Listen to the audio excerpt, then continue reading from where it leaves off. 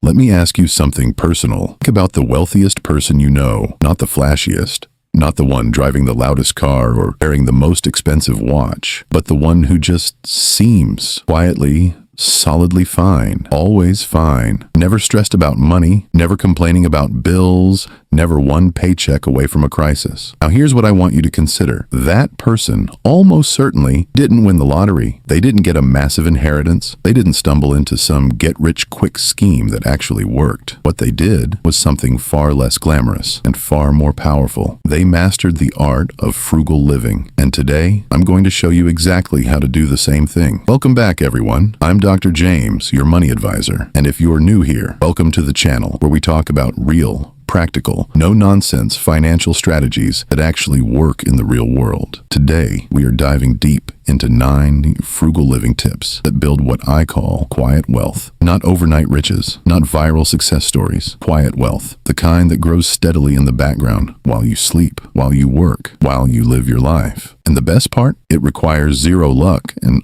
almost zero stress once you understand the principles behind it. So let's get into it right now. The very first tip, and honestly the one that most people completely overlook, is this. Stop confusing being frugal with being cheap. These are not the same thing, and mixing them up will sabotage your financial life before it even gets started. Being cheap means you avoid spending money at all costs, even when spending would benefit you. Being frugal means you are intentional about where your money goes. A cheap person buys the lowest quality shoes, replaces them every 3 months, ends up spending more money over a year than the person who bought one quality pair. A frugal person buys the quality pair once, takes care of it, and moves on. Frugality is about getting the maximum value from every single dollar you spend. Once you internalize that shift, everything else on this list becomes easier. You stop feeling deprived. You start feeling empowered. That's the foundation. Now, tip number 2 is one that I talk about constantly because it is that important, and it is the concept of paying yourself first. Before you pay your rent, before you pay your electricity bill, before you buy groceries, the very first transaction that happens every single time money enters your account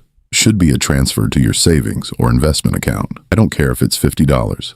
I don't care if it's $500. The amount matters less than the habit. What you are doing is training your brain and your financial system to treat your future self as the most important bill you have. Everything else gets paid with what's left. Most people do this completely backwards. They spend first and try to save whatever is left over. And spoiler alert, there's usually nothing left over. Reverse that order and watch what happens to your wealth over time. It's not magic. It's mathematics and discipline working together. The third tip is about something I call the 24-hour rule.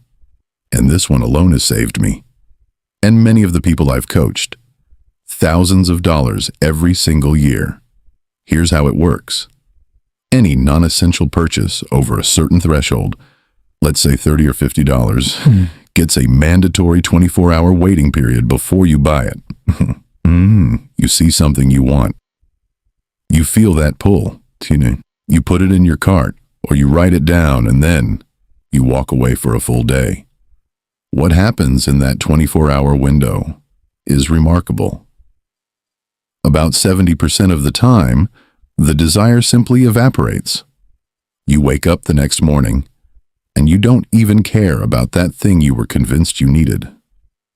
The impulse buying industry is worth billions of dollars because companies know that your emotions in the moment of desire will override your logic every single time, unless you give your logic time to catch up.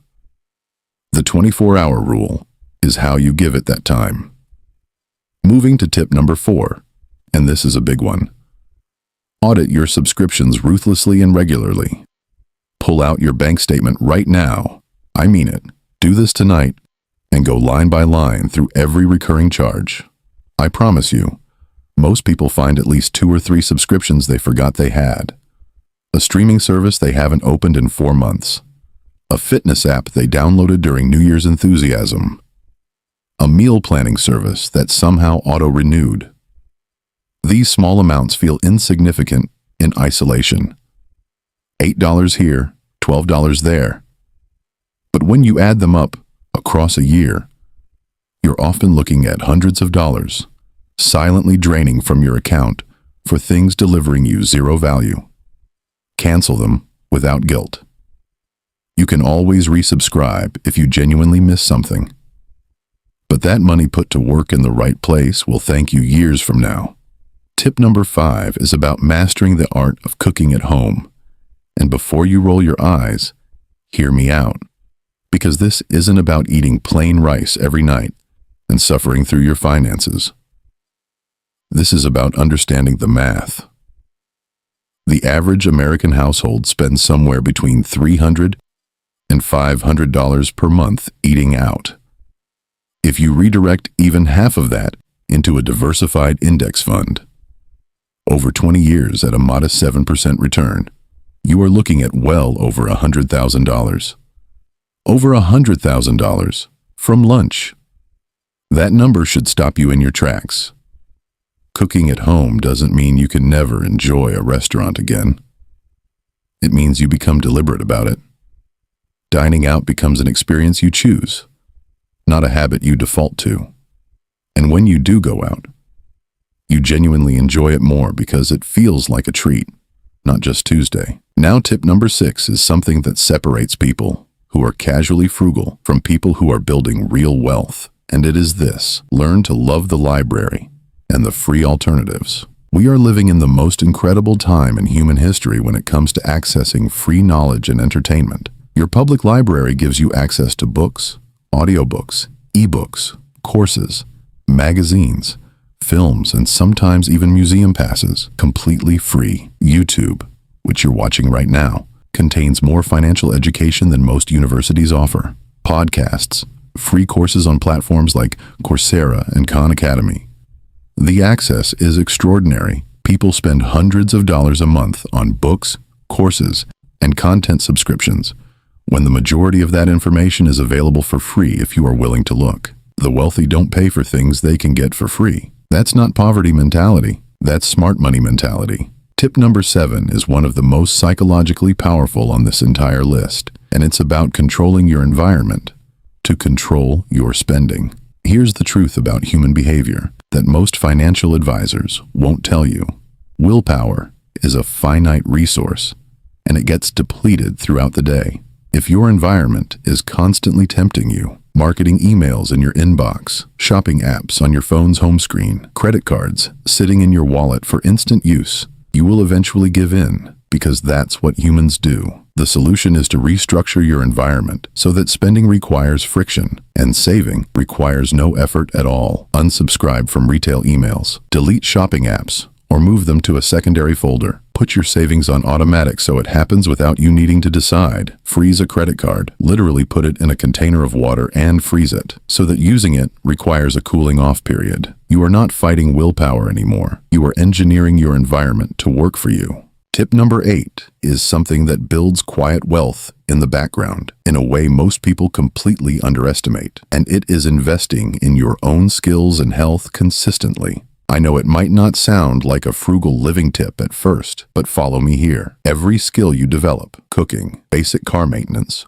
home repairs, financial literacy itself, reduces your dependency on paying someone else for those things. Learning to change your own oil or fix a leaky faucet can save you hundreds of dollars a year. Learning to negotiate your bills, your salary, your service rates, puts money directly back in your pocket. And your health, your physical and mental health, is the most expensive thing you will ever neglect. Medical debt is one of the leading causes of financial crisis in this country. Exercise, sleep, stress management, preventative care, these are not luxuries. They are the foundation of financial stability, because a healthy person can work, can think clearly, and can make good decisions with money. Invest in yourself, and the returns are compounded in ways no stock market can match. And that brings us to tip number 9. And I want to spend a little extra time here, because this is the one that ties everything together. Tip number 9 is define what enough looks like for your life and build toward that, not toward infinity. One of the quietest destroyers of wealth is lifestyle inflation, the phenomenon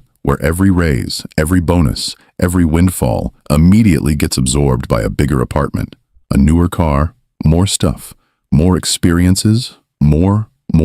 more. The goalpost keeps moving, and you never actually feel wealthy because you are always chasing a bigger number. The people who build quiet wealth have done something deeply countercultural. They have defined their enough. They know what a life that feels full and meaningful and comfortable looks like, and they build toward that specific target. Once they reach it, they don't inflate. They consolidate. They save more aggressively. They give more generously. They enjoy what they have. That clarity, that intentional definition of enough, is what separates people who earn a lot but feel broke from people who earn a normal income and feel genuinely financially free. So let's bring this all together, because I want you to leave this video with something you can act on today. 9 tips. Know the difference between frugal and cheap. Pay yourself first without exception. Use the 24-hour rule on impulse purchases. Audit your subscriptions tonight. Cook at home intentionally. Use free resources and your library. Engineer your environment to reduce spending friction. Invest in your skills and your health.